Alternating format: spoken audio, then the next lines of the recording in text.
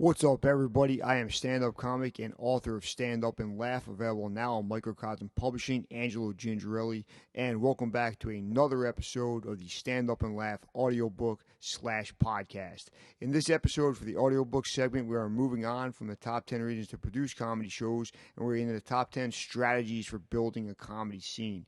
So we're going to kick that off with encouraging other events and how the idea of you being super protective and thinking your events are the only ones that matter is kind of the wrong way to do things. Because usually cliche, the rising tide rises all the ships. We're going to talk about making events profitable for venues. Again, we talk about it a lot, but a lot of people just want to push art forward. At the same time, a lot of these venues have to make money. So how do you make an event profitable for the venue and make these businesses make money, help contribute to small business being successful in your area? And we're talking about working with other disciplines. So if there's not a thriving stand-up comedy scene in your area, there might be a thriving music scene, a thriving improv scene, a thriving theater scene. How do you reach out to those people doing those other things and those other artistic pursuits and make that work with comedy? Can you open for an improv group? Can you be the opening act for a music act or host a album release party, stuff like that? So that's kind of stuff we've done at the Jersey Shore for a long time, and maybe you can incorporate into whatever you're doing. Once we get past the audiobook segment, we're moving into the interviews, and we got not one but two interviews, what we're going to call the Dirty South episode. We got to talk to two comics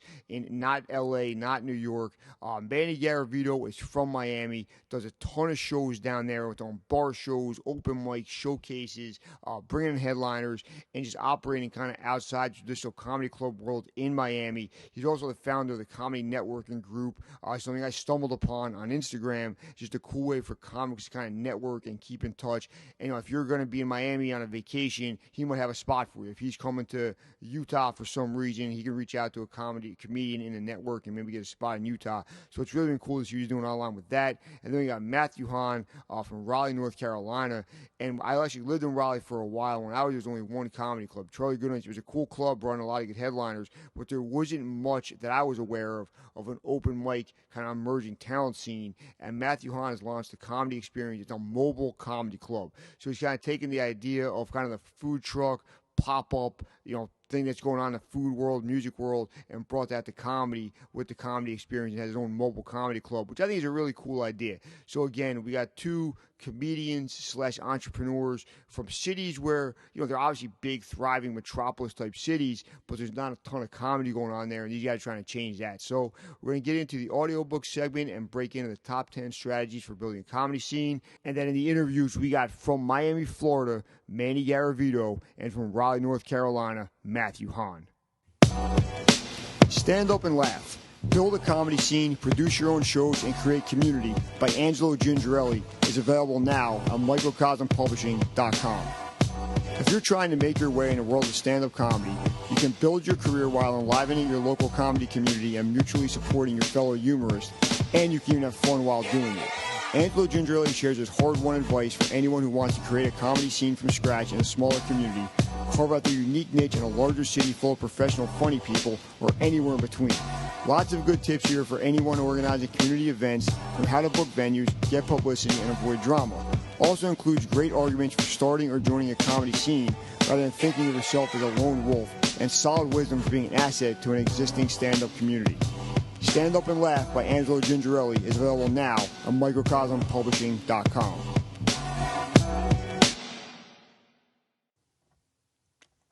Top 10 Strategies for Building a Local Comedy Scene, Part 1.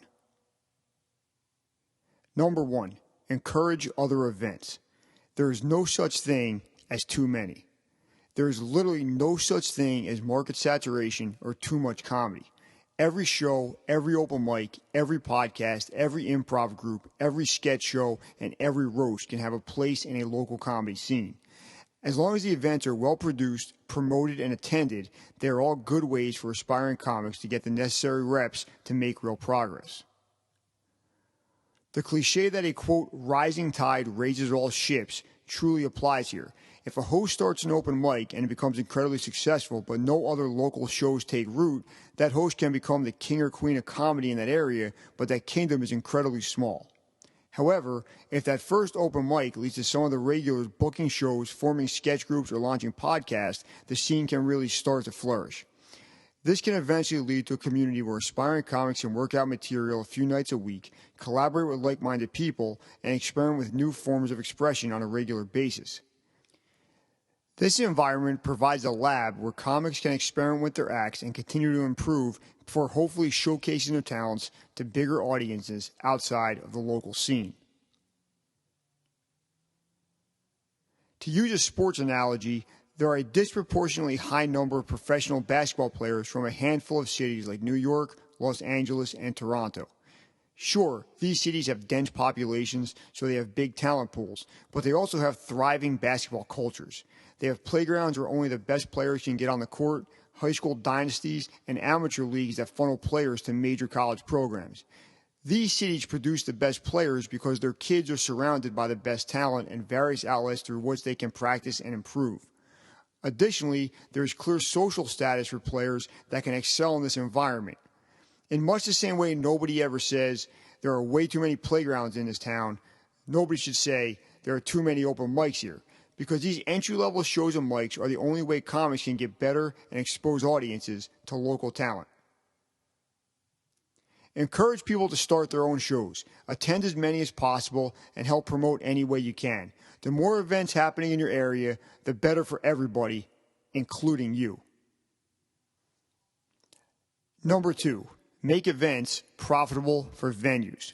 The argument of art versus commerce has been raging for centuries. As soon as artists figured out they could sell their art, other people immediately started arguing where the line between critical and commercial success should be drawn.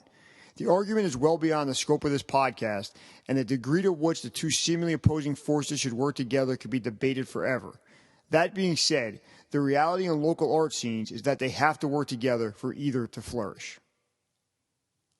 In order for venues to let comics, or really any artist, to utilize their space, it has to make sense for their bottom line. There might be a few individuals, groups, or businesses that will support shows because they are, quote, good for the scene. But in general, if it doesn't make dollars, it doesn't make sense. When approaching venues, make it clear what they have to gain by hosting your event and follow through on your promises. Also, make it as easy as possible for performers and spectators to spend money at the business. This might mean rearranging the performance space, bringing in additional wait staff, or offering special pricing. I've recently capitalized on the craft beer craze by producing shows in breweries. One of my first events was incredibly well attended, but there were considerably less beer sales than the brewery expected because the tap location meant that getting a beer required leaving the main room and possibly disrupting the show. A month later, we did a similar show and set up a mobile tap with a bartender in a location that was easily accessible to everybody in the audience. This one minor change almost tripled their revenue from drink sales. This lesson had to be learned the hard way, but I'll never make that mistake again when working with breweries or beer gardens. These topics should be discussed early and modified as necessary to make sure the business is being sufficiently supported to continue hosting similar events. Venues that house open mics and other kinds of shows are supporting the scene. Make sure you make it possible for the scene to support them. Number 3, work with other disciplines. The general disdain felt between stand-up comics, improv groups, and spoken word poets is the adult equivalent of high school cheerleaders, dancers, and gymnasts hating each other. It seems like something you need to feel strongly about if you're involved, but people even slightly removed from the situation don't really know the difference between the groups, and a significant number of people think they're all silly. Working with improv groups, poets, musicians, and other artists is a great way to raise your profile in your town and be seen by people who might not normally attend a comedy show. I have done shows in art galleries, opened for improv groups, hosted album release parties, done sets in between sketches, and told jokes while a DJ played in the background. All of these are fun, most resulted in social media followers I might not have gotten otherwise, and a handful led to collaborating with people outside the strict confines of stand-up comedy. Reaching out to other kinds of performers and seeing how you can collaborate is especially important in small towns with emerging scenes because there are probably not enough events in your specific field to fill your calendar. If you think a little bigger and become a fixture in the larger, quote, arts and entertainment scene, you'll have more opportunities to perform and collaborate with other talented people. the Stand Up and Laugh audiobook / podcast. It interviews some of the best names in comedy. We're talking about Chris Gethard, Jersey's own, host of New Jersey's the World, host of the Chris Gethard Show, host of the Beautiful Anonymous podcast. We got Johnny Brennan from the Jerky Boys, a game changer in the 90s, sold millions of albums of prank calls. We got from Arizona, James Petrogallo and Jimmy Wichman, the host of both the Crime and Sports and the Small Town Murder podcast. From the world of heavy metal, we got Don Jameson. He's been on MTV. He's been on VH1. He's on tour with literally every heavy metal hard rock band you ever heard of. From the Dirty South, we got Manny Garavito and Mathew Hahn. From Jersey again, we got John Pogromo, one of the finest touring comics to ever come out of the Jersey Shore. From Cleveland, Ohio, we got Jim Tews, made a documentary about Cleveland's comedy scene a couple years ago and been killing it ever since. We got some of the Jersey Shore's finest comics, including Joe Borzada, Eric Hollerbeck, Amalis Perduto, all coming to the game from different angles. From Instagram, we got Selena Kopic, the host and the voice behind the NYT Vows Instagram account. And from Comedy Fight Club, we got Matt Marin. The Stand Up and Laugh audiobook / podcast is available now wherever you listen to podcasts, and Stand Up and Laugh is available right now from microcosmpublishing.com.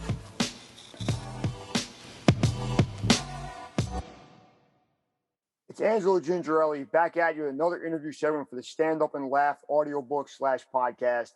Most of what we've done so far in the series has taken place in the Northeast, particularly in New Jersey. This time we're staying on the East Coast, but getting out of the tri-state area by about 1,000 miles. And I'm super excited to talk to somebody who's done a ton to kind of plant his flag as the face and the guy of South Florida and Miami comedy. He's doing a ton of stuff online, a ton of stuff on Instagram, doing stuff on Clubhouse early.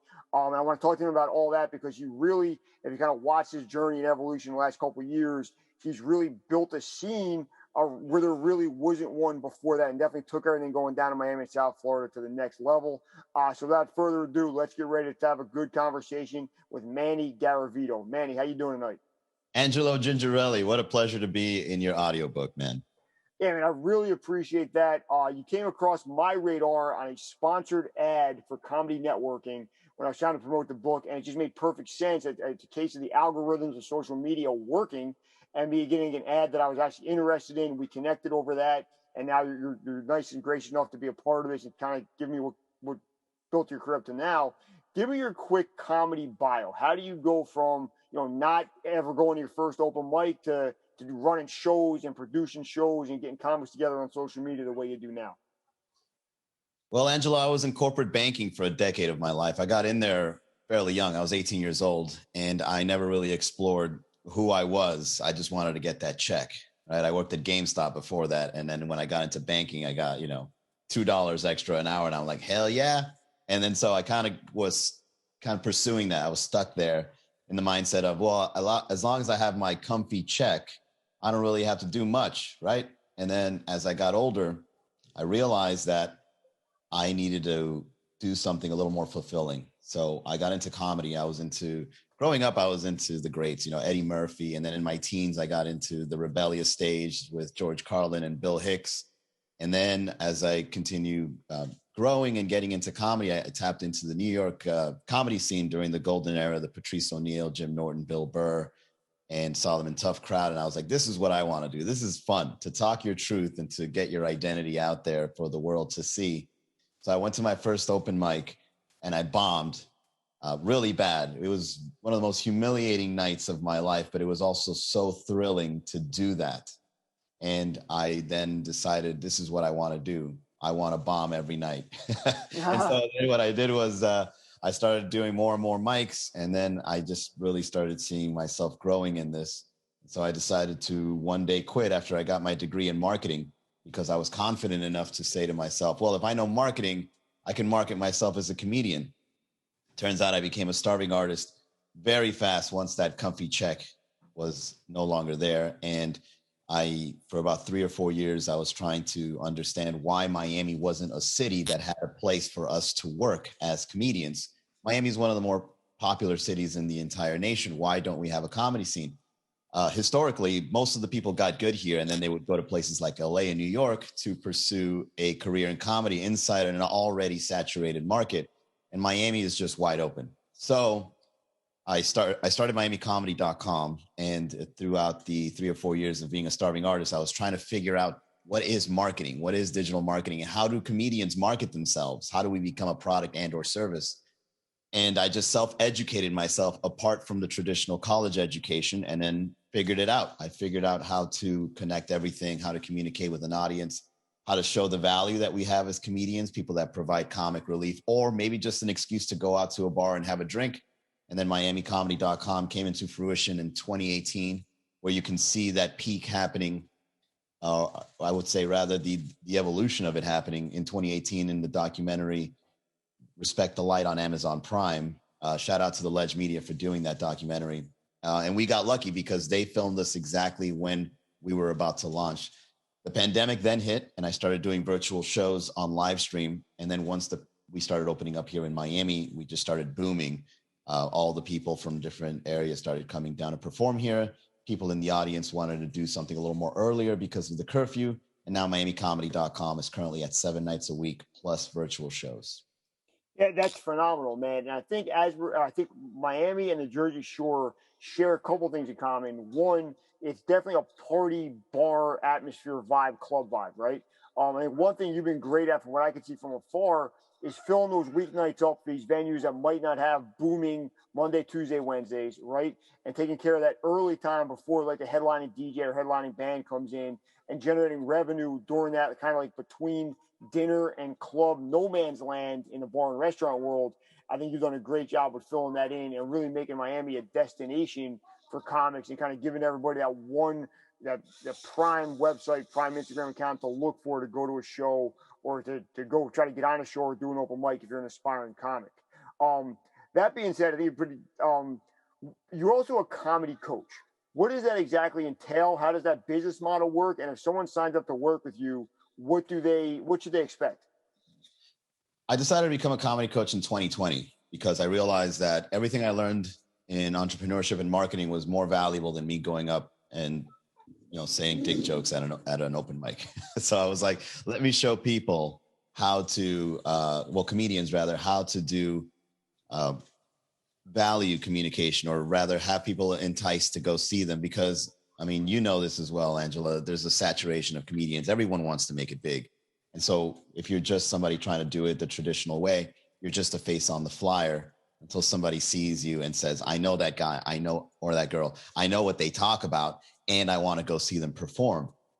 So I decided, if I do coaching, I can still be a comedian, and I can also show people how to be how to draw an audience. I could show people how to be more valuable or more attractive to their segment of a market. Like some people, for example, Angela, let me show you like one of the traditional ways and why a coach is so important for comedians these days. Sometimes comedians get a blind spot into hand-me-down information. So for example, a lot of comedians will say, don't record my set because I want to say these jokes again. Well, that makes sense if you're doing a Madison Square Garden show, right? And you want to go do that Madison Square Garden show again, right? You don't want your set being out there on YouTube. But if you're doing an open mic and your material is being broadcasted, you're now having different eyes that are not within your network to see your point of view. And so that is like one of the many things that is going on in a traditional mindset when it comes to being a comedian, where you think this is how it's supposed to be, but it's completely counterintuitive to your success. Agreed. And that's a really good point, that the idea of not wanting something recorded for lack of being able to do that material again is only an issue for maybe the top 1% of comics. The other 99% of us, that's not even a little bit of an issue. The other thing I like what you said, and I want to touch on it because I touch on it in another segment of the book, is the idea of coaching and getting constructive criticism from your peers is something that doesn't happen nearly enough in comedy, in my opinion, right? In my opinion, you go to a mic, you do a show, and if we're being graded, you get an A, which means you crushed. You get an F, which means you bombed. And there's very little communication about what happens on those sets. That would be your B, C's, and D's. You know what I mean? Most of the time, if you think you crushed, there's probably still some stuff you could have worked on. If you think you bombed, there's probably still some stuff you could work on and develop and maybe get better next time where you don't have to scrap the whole thing. And that's where I think someone like yourself is becoming valuable, because you're able to sit down and look at a set objectively, take the comics emotions out of it, and be like, well, maybe if you change this word, or if you explain this thing to the audience first, that thing that you think is a complete train wreck of a joke might be something. Fair? Yeah, you sometimes need a different perspective. And it's not necessarily that a coach is better than you. It's just a coach is someone that is actively seeking where your faults are or where your gaps are, and what your potentiality is as well. And then they make that connection for you, because if you have another perspective, it's better having two people looking at something rather than just you by yourself in private, because that other perspective allows it to be a little more tangible. It allows the situation to be more, I'd say, something that can be fixed rather than something that can just be tucked under the rug. Agreed. Now that being said, there's one thing you're doing for comics that it's pretty new to just technology in general and really new to the comedy world. Talk about the Clubhouse sessions a little bit. So I just decided to do comedy networking because I've always known, when I was building up MiamiComedy.com, I always known that this is something that comedians need to understand, that once we know how to draw an audience, we're already successful. Like if we can send an email and say, I'm going to perform here, and people come out, like I think you're pretty well off. All you got to do is just grow that. So in the back of my mind, while I was building up MiamiComedy.com and I kind of saw it gaining some traction, I was like, imagine if there were people out there doing this. And if we just created this network where we just find gigs amongst ourselves, we no longer have to wait for that knock on the door because we're already doing it. No one has to provide us the audience. And if us as entrepreneurial comedians, or as I like to call it, independent comedians, got together, we can then become interdependent. And then we start sharing our cities and what we've built together. And then that way we can take comedy to a whole different direction. And now it's possible with tools like Clubhouse, because you can just say, hey, are you someone that's trying to develop your career? How's your comedy scene? Jump in on this chat. Let's have a conversation about something important, and let's see if anything comes out of that. And lo and behold, I meet people like yourself. I meet people like Joel Byers from the Hot Breath Pod, even some awesome writers like Kevin Bozeman. And next thing you know, all these opportunities just start opening up because of these tools and this mindset of we can all do this on our own, and we can just share what we've created.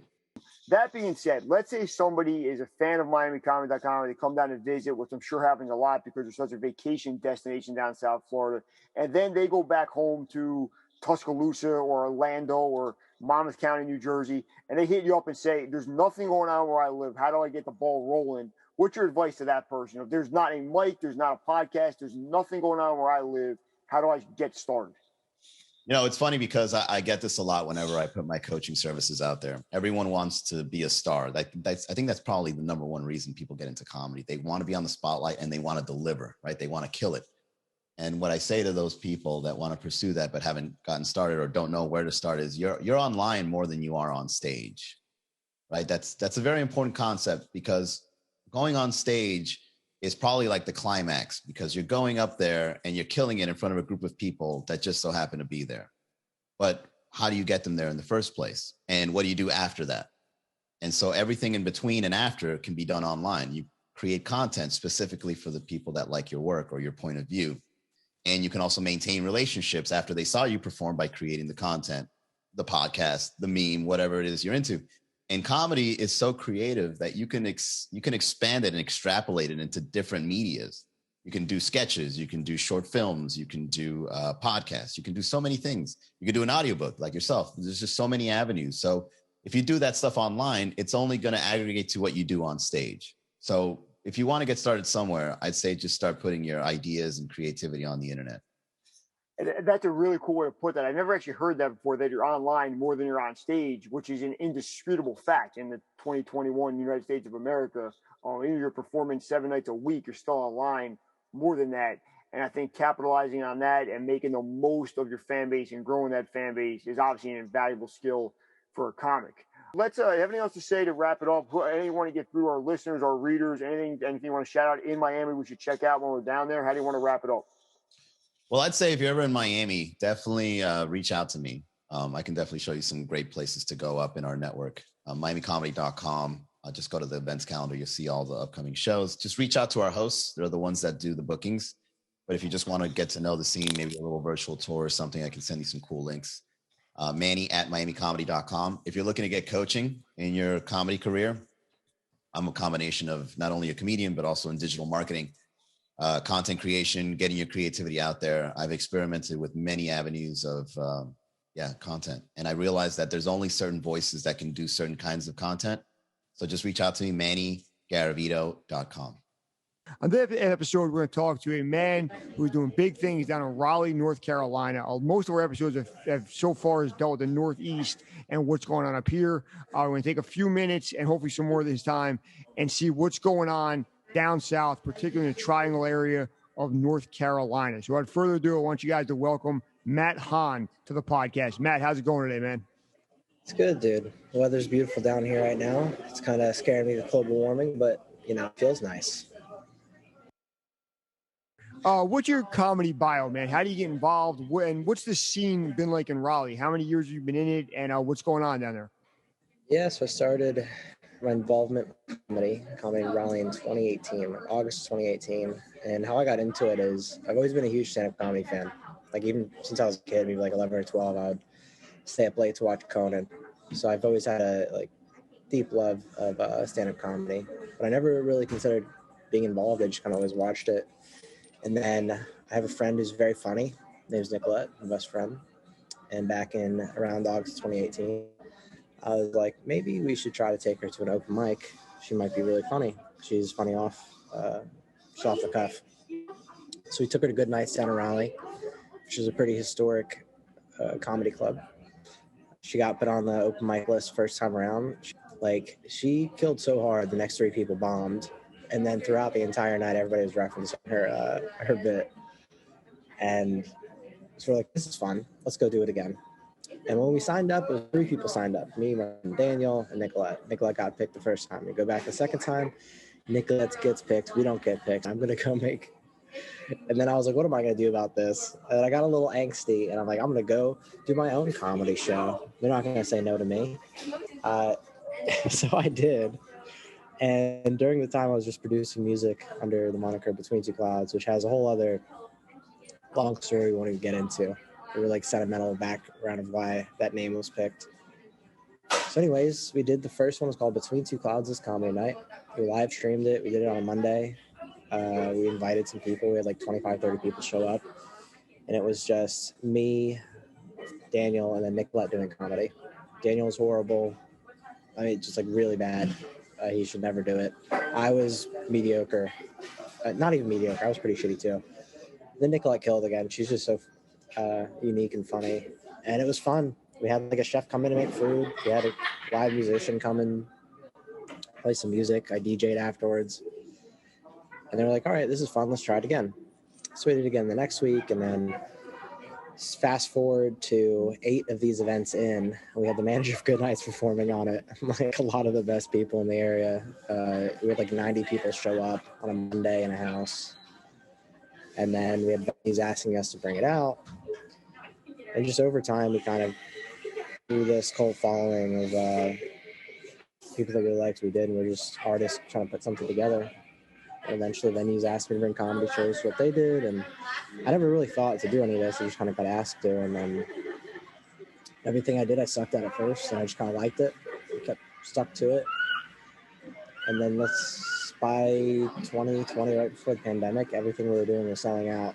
No matter where I went, every venue. We went to different areas of the cities around here because there's Raleigh is one space. You have Durham. There's a whole other city right next to it, half an hour away. An area called Cary, which is its own community right next to Raleigh. And every city we went to, we were received really well. Well, with that being said, if that's the vibe at Good Nights, are there other mics in the area and maybe alternative locations where people that are just starting or people that maybe are really struggling can get up and try some stuff out without worrying about entertaining a crowd of, let's call them civilians? Is that a thing in Raleigh or not? Yeah, especially back then. So I would say when I first got into the scene in general, right? Because I know I do enough stand-up to where other comics will think I'm funny, but I don't pursue it. I very much am on the production side.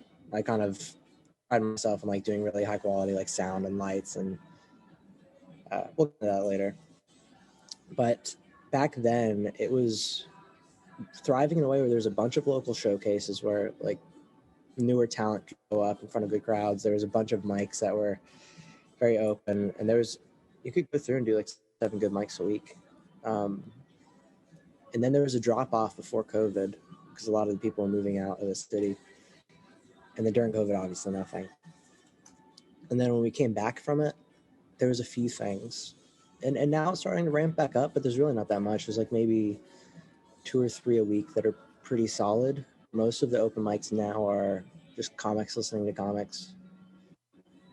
Talk to me a little bit about the comedy experience and what that actually is and what kind of venues you guys work with. It sounds like you bring your own sound, your own lighting, your own music. How do you make that work as like a mobile comedy club, it sounds like?